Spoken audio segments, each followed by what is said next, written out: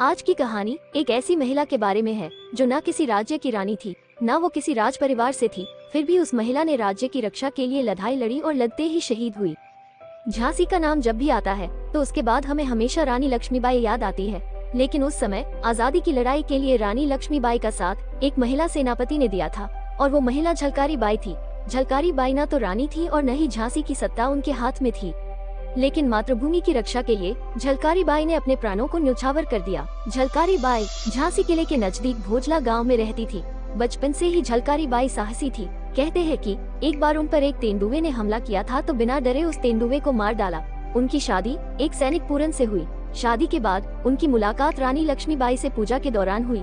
झलकारी बाई के जब किस्से रानी ने सुने तो उन्होंने उनको सेना में शामिल किया। उन्होंने बंदूक चलाना, तलवार चलाना सीखा। अप्रैल 1858 में झांसी की रानी ने अपने बहादुर सैनिकों के साथ मिलकर कई दिनों तक अंग्रेजों को किले के भीतर नहीं घुसने दिया।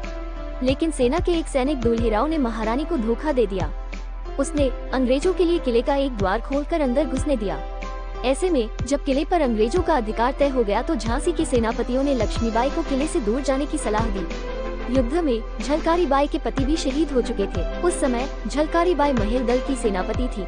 वो दिखने में रानी लक्ष्मीबाई से मिलती जुलती थी। इसलिए जब अंग्रेजों ने किले पर घेरा डाला तब एक योजना बनाई। झलकारी बाई ने अंग्रेजों को चकमा देने के लिए रानी लक्ष्मीबाई के कपड़े पहने और सेना की कमान संभाल ली।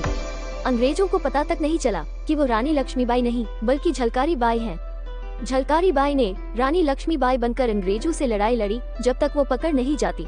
जब अंग्रेजों ने झलकारी बाई को पकड़ा तब तक रानी लक्ष्मीबाई किला छोड़कर भाग निकलने का अवसर मिला। झलकारी बाई को युद्ध के दौरान गोली लगी और जमीन पर गिर पड़ी। वीरांगना झलकारी बाई का निधन 1857 में जंग के मैदान में हुआ।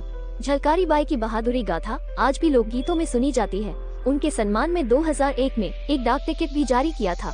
कवि मैथिली शरण गुप्त ने उनके शौर्य का वर्णन करते हुए लिखा था, जाकर रण में ललकारी थी, वो तो झांसी की झलकारी थी। गोरों से लड़ना सिखा गई है, इतिहास में झलक रही, वो भारत की ही नारी थी। आपको ये कहानी अच्छी लगी तो जरूर शेयर करना और ऐसे ही इतिहास में अपनी अद्वितीय पहचान बनाने वाली असाधारण महिलाओं की असाधारण कहानियाँ जानने के लिए दैट वन लेडी से जुड़े रहना।